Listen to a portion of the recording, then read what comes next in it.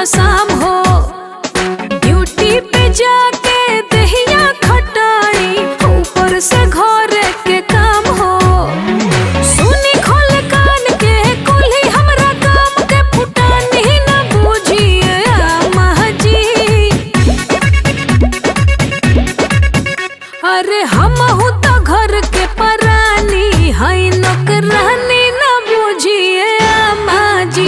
अरे हमहू तो घर के परानी हई, नौकरानी न बूझिए अम्मा जी।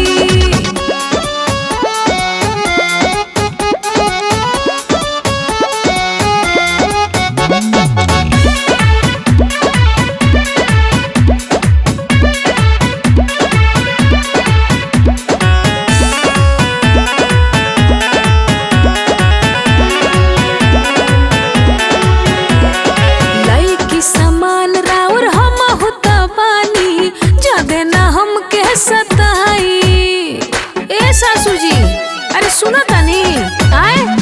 लईकी समान राउर हमहू त बानी, जादे ना हमके सताई।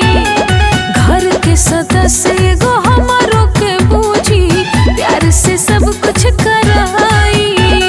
घर के काम झाम के ड्यूटी के काम के आसानी ना बूझिए अम्मा जी। अरे हमहू तो घर के परानी हई,